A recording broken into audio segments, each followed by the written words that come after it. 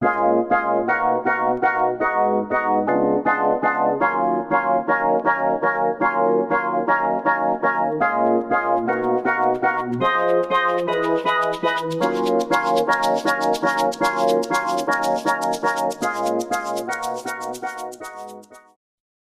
we begin, let's go over the pattern pieces we will need. We have our front fly shield,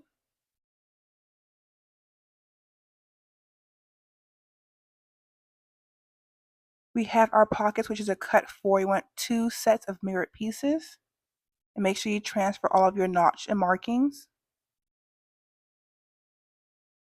We have our center back facing, along with the center back facing interfacing to attach to it.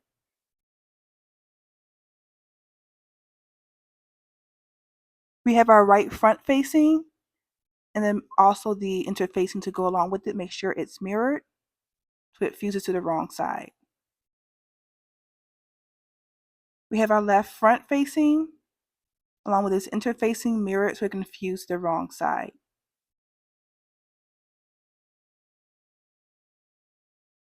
We then have our fly shield, along with the mirrored interfacing to fuse to the wrong side of the interface of the fly shield piece. Onto our main pants pieces, we have our side back, which is a cut 2 mirrored. You also want to make sure you transfer all of your notches and all of your markings. On the side back, you have 4 dots on the side. 2 are for your pocket placement and 1 is for your pleat placement. We're going to transfer the pocket placements on the right side and the smaller dot here onto your wrong side of your fabric, along with the pleat placement onto the wrong side as well to form your pleat at the end.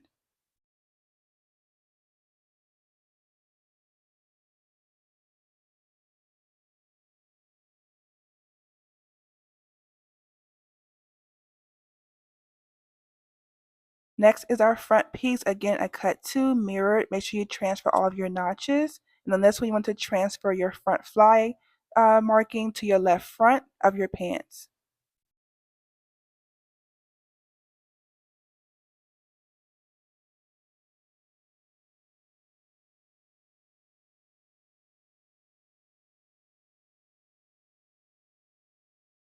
We have our back piece, which is a cut 2. Transfer all of your markings and all of your notches.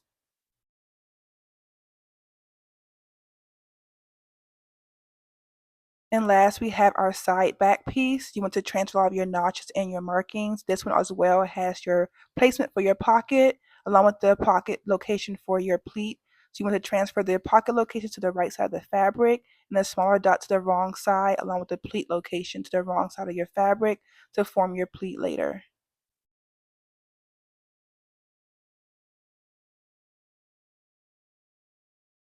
So let's get started.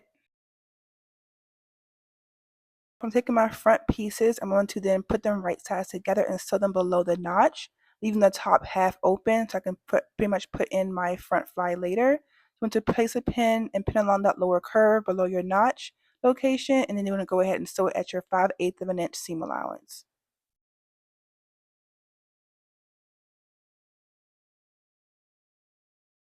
Once sewn, we're going to go ahead and start to put on our front fly. We're going to take our interface fly shield and put it right side onto the left front, right sides together. I did finish off the edge of that front fly. You can choose to serge it or do a simple hem to finish it off. Right sides together, I'm going to pin along that seam line. I'm going to then sew it at my seam allowance, which is 5/8 of an inch.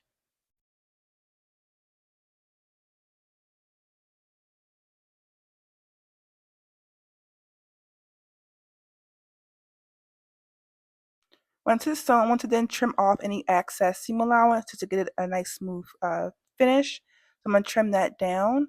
Once it's then trimmed, I'm going to do an understitching to go onto the front fly to give it a nice complete finish. So I'm going to smooth that out, push the remaining seam allowance towards the fly, and stitch right next to the seam line to create my understitch. I'm going to flip it to the right side. So this is where the marking or my zip fly is going to stop. I'm going to make sure that zipper stop meets up with that. It should be right above where your actual seam line is for your front fly placement. So to match that up, make sure that it's stopping right at that marking that we have from our pattern.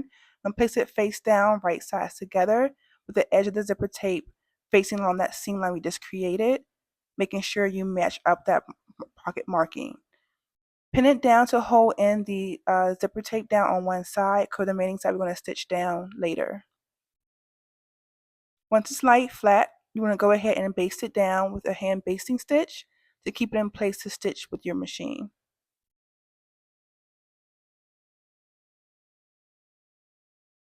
Once stitched down, you go ahead and remove your remaining pins from that other zipper tape. You're going to take your right front of your pant and you're going to press it in about 4/8 of an inch from the raw edge. Take that folded edge and line that up next to the teeth of your zipper. You want to then pin it and then hand baste in place to keep it held down.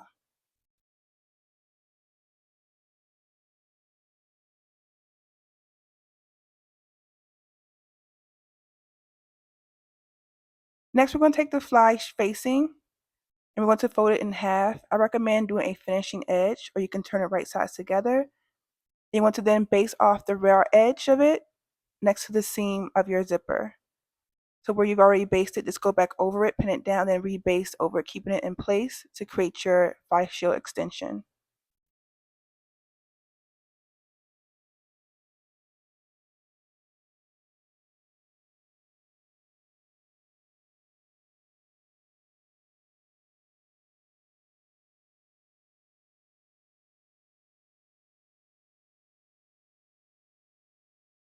Once basted, you want to go ahead and stitch that down to complete the stitching of your zipper. Now you want to line things up, make sure they're nice and even to get ready to close up your front fly. Just double check, make sure everything's nice and clean and finished before you move forward to the next step. Before you stitch down your front fly, you want to then fold back that front fly onto itself and stitch at the seam allowance at the top of your seam to finish off the raw edge of your facing. Trim off the excess, and you want to then flip that through and check it to make sure it has a nice clean point at the front where the fly is located. Once complete, go ahead and follow your stitch line. Now stitch down your front fly, making sure nothing's in the way and stitching that completely down to finish off your fly front.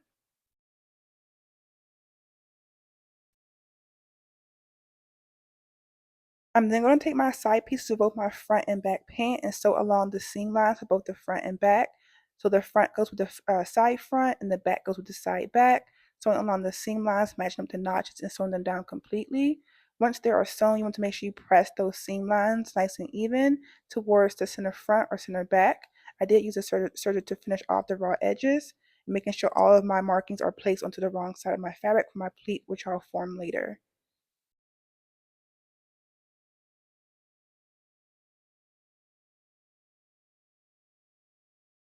I then will take my back pieces, meeting along the center back and along the curve, meeting up my notches, and then sewing it down, making sure it's nice and even to complete the center back. Once that's done, I'm going to now add in my pockets. So at the front, I'm going to put my pockets right sides together, meeting up with the notches and the front placements with the circles, making sure everything meets up nice and evenly on both sides of the front pocket.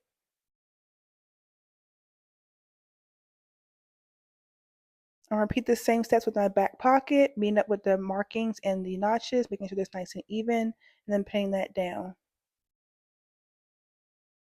I'm going to sew my pocket down 1/8 of an inch less than my seam allowance. We're at 4/8 seam allowance. And then on the front piece, only we're going to do an understitching on both sides of that front pocket piece, placing the seam allowance towards the pocket. Repeat on both sides to complete the front pocket location. Right sides together, we're going to sew between the pocket opening, leaving the pocket opening free. So from each pocket marking, we're going to sew down, leaving the pocket free. Once that is sewn, we're going to go ahead and sew the pockets together, meeting up the raw edges and pinning across the entire pocket. Then we're going to stitch that at our seam allowance at 5/8 to complete the pocket seam. Once that is sewn, we're going to go ahead and clip into the corners of each pocket so it can now lay freely inside of the pant. We will now sew down our pleat placement right along the side to complete the pleat. Once that pleat is now done, we're going to then fold it along the pleat lines, the fold lines, and stitch across to keep it in place to complete the pleat.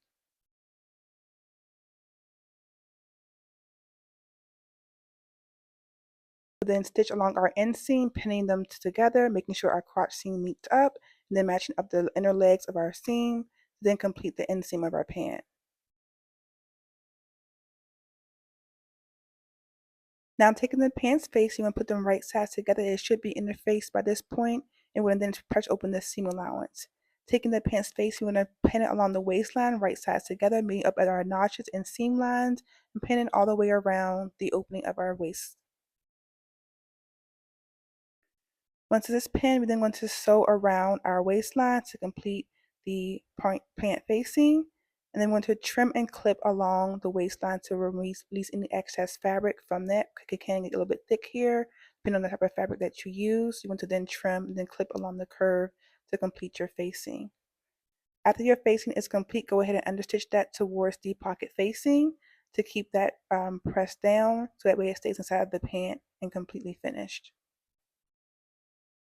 Now onto the hem, you're going to press up the raw edge of the hem 1/2 inch to create the first crease, and then you're going to press up your hem, the remaining depth of our hem, which is 2 inches. If you want to adjust this, you can, but you want to press up a maximum about 2 inches from your press edge to complete the hem of your pant.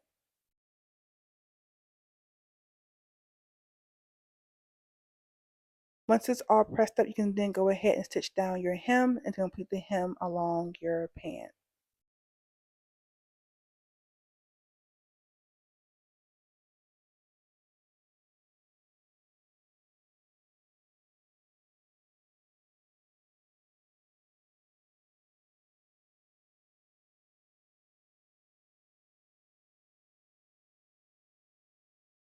Once your hem is done, give it one good final press to complete the hem.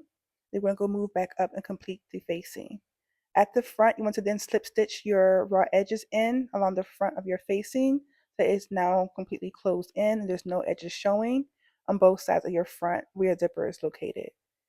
At the top, it should stop very shortly from the zipper. You want to then slip stitch it down to the facing of your front fly to lay down your facing there. You then want to tack down your facing along the center back and side seam so it keeps the facing in place so it does not move while wearing to complete your facing.